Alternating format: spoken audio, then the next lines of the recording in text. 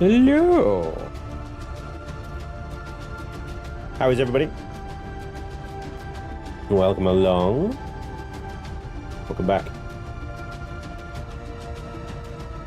We're back with Empyrion, Galactic, Reforged Eden 2. And today, we'll be working on a new capital vessel. Thank you very much for joining me all today. Now, I'm not abandoning the mining vessel, don't worry. I just thought we could do with a break from it this week. And we'll come back to it in a stream or two. So one of the reasons that I'm going to switch builds here, because in my live Let's Play of Reforged Eden 2, I'm very much like hitting a wall with progression, right? And it's to do with quantum processors. And how quickly you don't get them when you're doing POIs. The quickest way to get quantum processors is by killing the legacy. But I don't necessarily want to have to then bring in a ship that requires quantum processors to then acquire quantum processors, you know what I mean? The amount of quantum processors required for all the ships that I want to bring in is daunting, considering the speed in which you acquire them. So I'm going to take a little break. The mining carrier's priority has gone down a little bit. The mining carrier will still do, because ultimately we want to do rich ore mining and stuff like that, because you get so much resources from them.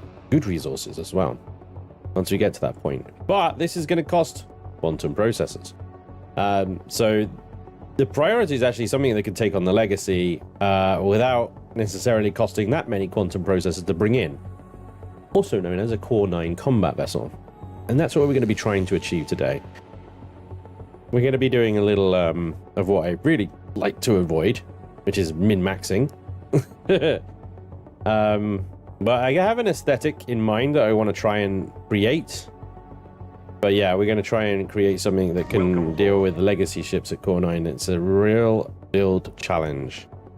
Very, very challenging. Very few builders can do it, I've noticed. So, the mining carrier as it is, for those of you that missed last week, it's still externally kind of as you remember it. And internally, we had done some good texture work last stream. So we've got a whole section of the ship now. Is in a similar color scheme to the Centurion drone carrier, if you remember that ship. But yeah, that's what we were doing last week. But we've still got like all of the interior below still to do, as well as all of the interior, say around the hangar bay here needs some work, and of course the engineering sections as well still need a lot of work. So there's still plenty to do on this mining carrier. Lots of work still left to do. And the bridge as well has still got gaping holes in it. Yeah, and that's where we are with that. But we'll come back to that, as this Core 9 ship isn't going to be particularly big. It needs to be able to take on an Infector. And at a push, a Devastator, right?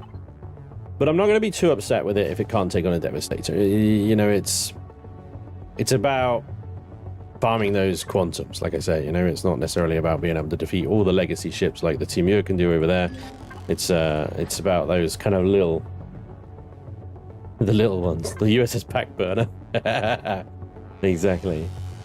So like I said, I have a basic shape in mind. One of the things I wanted to try and do with this build is, and I know I've said this before and then ultimately gone on to do the complete opposite, but I'll try and stick to it this time. Gosh. Oh boy. I need to put the internals in first, because I need their dimensions in order to keep the ship sort of quite tight, small framed. That way we can use minimal thrusters, or, you know, spend as little CPU on thrusters, because we've got like such a balancing act now with thruster and firepower. We've got to be able to move the ship at a good pace in most directions, and we've got to be able to take down shields and kill the vessel. So 2 weapons. I'm going to be using 2 types of weapons. 3, I suppose, actually, thinking about it. So the primary weapons will be medium plasma cannons. The reason I go for mediums is actually you get more bang for your CPU than if you go for smalls. If you go for the light plasma cannons, sure, you can have more of them, 32. But if you have 32 light plasma cannons, you're spending 320,000 CPU. You can have 16 medium plasma cannons. You're only spending about 280,000, if I remember correctly. And you can have 16 of them, which end up doing actually more damage, because they do 875 explosion damage compared to just 300 explosion damage. Okay, so you're getting more damage for less CPU. You're also using a lot less ammo by only firing 16 of them. So we're going to be spending, that's about 280 or so thousand CPU on the plasma cannons. Assuming we put all 16 in, we may only put like 10 in or something, depending on that. The other thing that I want to use is the cruise missile launchers. These count as heavy, so they don't go against the mediums. They also cost less than a heavy in terms of CPU, only 24,000 compared to 32,000 CPU. I'll be using the cruise missile launchers. Yes, they are an unlock. Not a terribly difficult unlock to unlock, but they're an unlock. And they will do amazing damage to shields. So, yeah. Do something like the Defiant. Not what I had in mind. Not what I had in mind. We have to take into account, we have to get the most use out of frontal armor that we can. Because something like the Defiant would need a lot of armor, kind of top and bottom and sides and everything, right? Defiant also has a very limited firing solution. Very thin vertically and somewhat wide at the front, yes, but all the weapons are right at the front.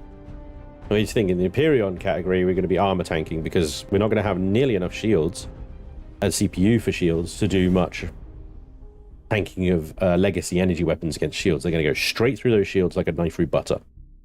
And so we're not going to spend a huge amount of CPU on the shielding systems because they're not going to do anything really. Interestingly, Andy, you mentioned the Hammerhead Corvette. Yeah.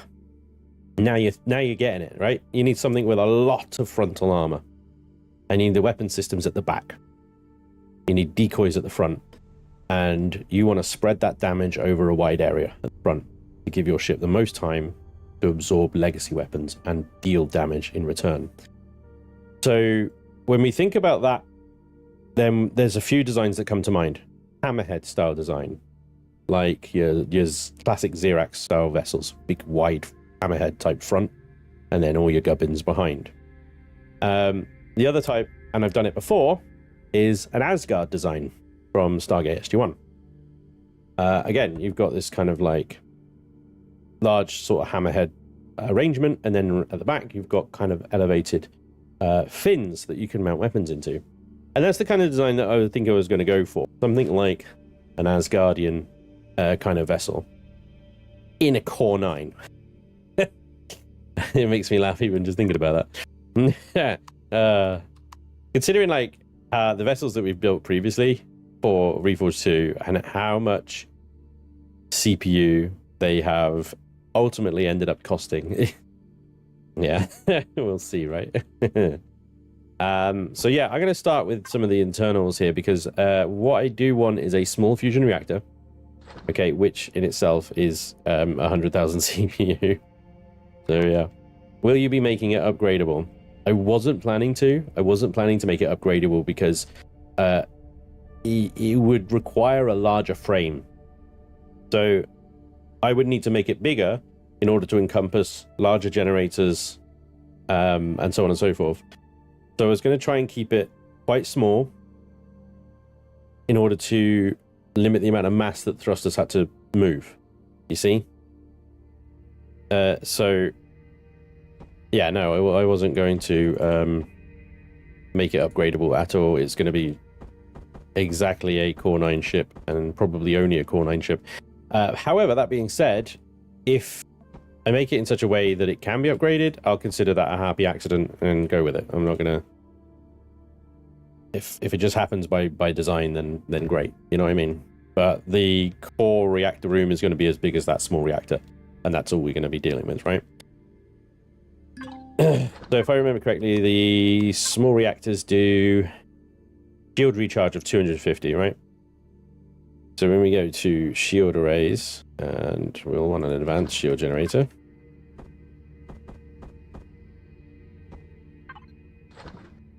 And then we'll want to try and get the best bang for your buck is the advanced shield generators. These guys. Which are 18,000 each, whereas these guys are 12,000 each, but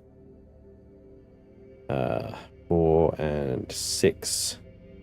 So we get a bit of recharge from the reactor, right? That's minus 600 recharge on a shield capacitor.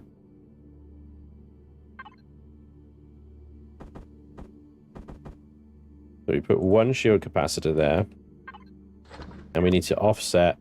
Oh, got on it already. What was it? 250? Yeah, 250. And that guy was minus 600. Was I right? Yes. So 350. So we need to offset 350 charging rate. Let's see what the improved do. That's 600. Okay, so we don't necessarily need it improved by the basics. The basics do 300, right? There we go. So we can get 2 of these little chargers in, and we've offset the charging from the capacitor there. Okay. That's basically, that's the shielding. Done. Right. Role specific is key in Legacy combat. Yeah. Yeah, yeah. Yeah, the key there is to not underestimate your enemy as well, you know. Because they might just be infectors, but they can output a crap load of damage very quickly. So, that is the basic internals. Not actually that bad, really, is it? And then we got things like fuel tanks to deal with, ammo boxes, and so on and so forth as well. So let's try and use our space efficiently here as we can. A little bit of insulation between. Now, why am I using these? These are the same CPU costs. So large fuel tanks.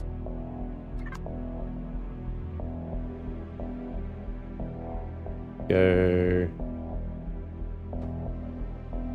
Top and bottom. So two main fuel tanks. O2 tanks. Don't need very many of these at all. So like 2 will do. Right. And so we've got fuel, O2, generators, shields. We've got core. So the core system's the last system I'm going to be putting here at the back behind the reactor room here.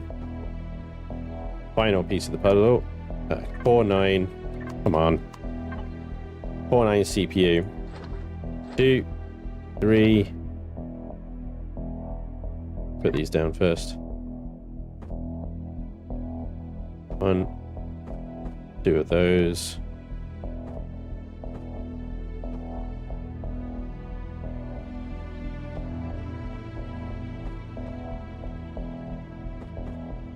Two of those. And I believe the superiors, these guys, yeah.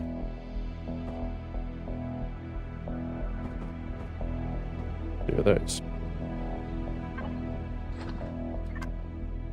Okay. That's core 9, right? That gives us a whopping 840,000 CPU to play with. Shield pen on legacy CVs is real. Yeah. This is where shields are kind of, they're not pointless, but they're such a low priority in legacy fights. They just disappear so quick. Right? You've got to armor tank. You really got to armor tank. Right.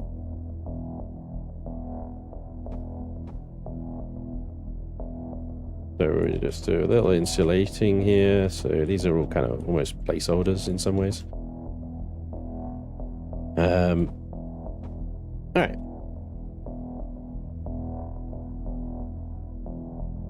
part 1 of our ship. Part 2 would be...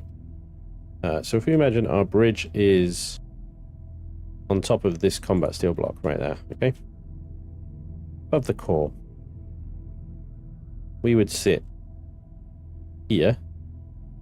Nice big glass window so that we can use our weapons. Spanj, warp drive and pen tank. Oh, thank you for reminding me. Warp drive, pen taxer tank. Yeah, you don't need these. What do you need a warp drive for? Put warp drive.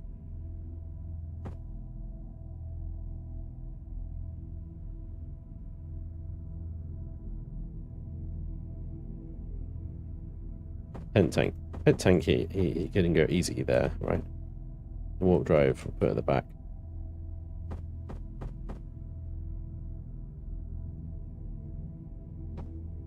Alright. Yeah, fair point. Thank you. Spoon. Anything else I'm missing? Generators, fuel, pentaxid, warp, shields. Oxygen. Other than Wi-Fi's and detectors. We'll come to that later. Okay. Yeah, I'm not going to worry about those. They're one block. There's nothing, right? I could probably put a gravity generator in. It's pretty low priority, to be honest. Gravity generator. Put a small, like, there. The only accessible part of the bridge, the ship is going to be the bridge anyway. For who need ammo box? That is for beginners. I tested a combat CV with 16 dual railguns. They are hit scan and turret specific for shield takedown, but the dual railguns are only affected if you know where the core is. Yeah, knowledge is everything with the Legacy. The reason I was going to go with plasmas is because they do both, right? So you're really getting, instead of having one set for shields and one set for everything else, you've got one set for everything. They are not the best at shields and they're not the best at hull, but they can do both and you can get a lot of them within the CPU limits, right? They also do splash damage, which means you don't have to be 100% accurate with them. They will generally get hit it in the ballpark of where the core is. They're gonna get it, right? The EMP launchers that I'll have as well are just there to get those shields down so we could start doing the damage to the hull as quickly as possible.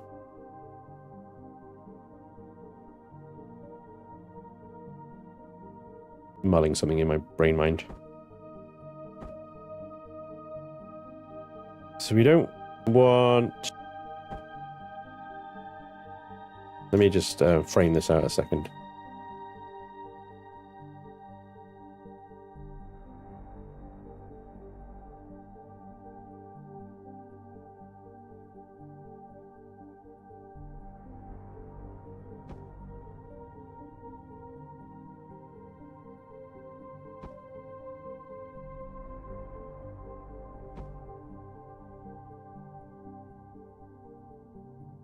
Okay, I think that's a reasonable size. That's a reasonable chunk of armor we got there. YouTube paused when Spanj had a brain fart.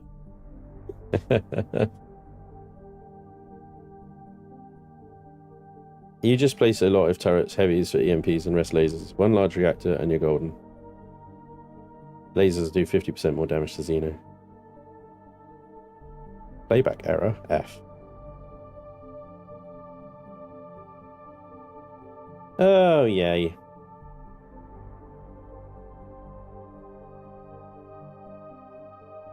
Yeah, I've got a desync again.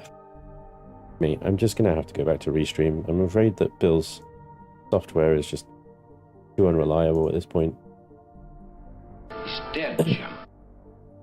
Yeah, thanks for coming. Jesus Christ. Okay, let me see if we can get it back. I don't understand. All the things that I thought might cause it, I thought I eliminated, but apparently not. Okay, I gotta end the stream and restart it again in order to get Twitch back, guys.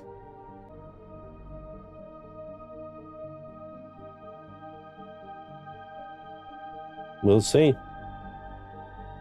Let's see if it holds this time. I haven't heard from Bill in ages. I hope he's okay. You don't want to like pressure him or anything, because he did all this for free. But at the same time, it's really starting to be a problem now. Clear. Let's see if it holds, eh? Let's see if it holds. Yeah, I think, yeah, like I said, I'm just gonna have to go back to restream until he fixes this problem, I think, because just it's a little too unreliable. I'm supposed to be doing, you know, fairly regular, reliable streams, and it's less than reliable at the moment, isn't it? Okay. So the front, the next most important part of the ship is the frontal armor, right? And for that, straight out of the Xerax's book here. I'm not dead. I'm not dead. I love it. Okay. We're going to do a bit like the front of the Mjolnir here. See? Except what I want to do differently, I want it a bit thinner than that, because that is chunky as AF, right? And I want to kind of see if I can sweep it back a little bit and curve it. Because at the end of the day, yes, I want this ship to be extremely effective. But I also want it to have some style. I don't want it to just be a Xeno box that does its job perfectly and stuff like that. I want it to have some style, right? So I think we're only going to go 2 up like that. And then, of course, I'm going to use combat steel in order to get the texturing on the outside. And we can make it look good. Okay, so we want to make it rounded. The profile to do that is probably this. That. And there we go, right? Anyone know Twitch CPR? Software is always a good thing in the end. Keep persevering. Yeah, no, absolutely. But Bill, I just haven't heard from him for so long. And I don't want to come across like pestery and stuff if he's having like a really difficult time at the moment. I mean, his other half, Amanda, is still streaming regularly and stuff like that, so I'm assuming everything's like okay, and he's just really snowed under at work. But yeah, I don't know. Twitch gonna crap out again, I think. 2 YouTube pauses. Yeah, it's gone again. Yeah, the desync is gone again. The thing is, I don't know if it's Twitch necessarily, or it's something on my end causing it to crap out. Either the capture software or the internet or something. It took me 2 restarts and a restart on my router to stabilize it last time. And then I have to do that every time I stream, you know? But the software version that I've got of Bill's software at the moment doesn't allow me to just turn Twitch off. I either have them all or nothing, if you know what I mean. It's kind of stabilized again now. So weird. I'm gonna have to have this over here. Little monitory.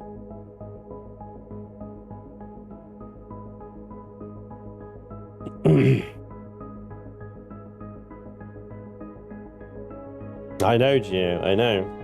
The thing is, it's like Restream seems to be able to do it reasonably stably, but I think because it processes the stream somewhere else. But yeah, processing it on my machine that has the capture card on it, maybe that's the problem. I don't know. I don't know.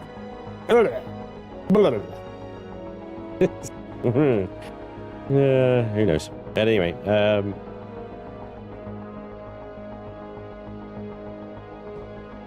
so now is sort of like the design that I'm trying to come up with a design, right?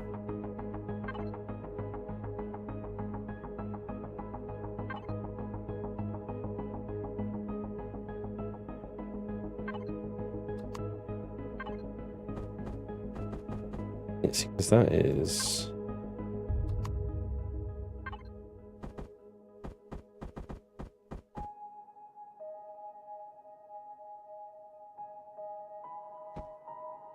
We don't need to necessarily have weapons on this front section, except I would like a couple of manual fires sort of set far back underneath as decoys, just a couple of like little lasers or something like that, and then small thrusters as well, just to really draw fire. Because I think some legacy ships are actually programmed or set to target fixed weapons, or at least their turrets are, at least anyway.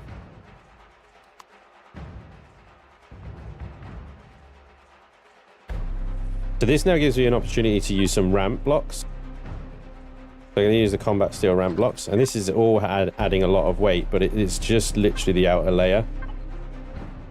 And this is where it was back. All right, and there goes Twitch again. There goes Twitch again.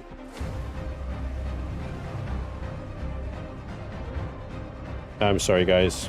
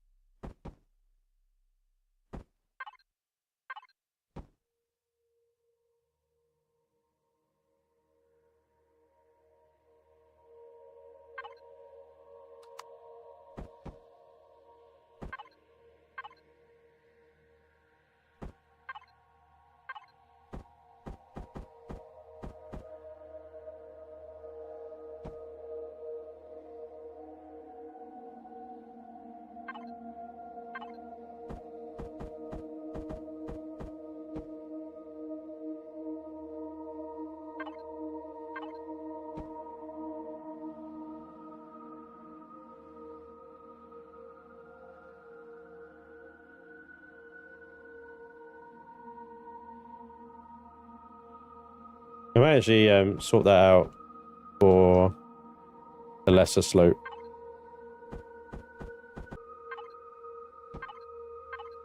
Oh my gosh.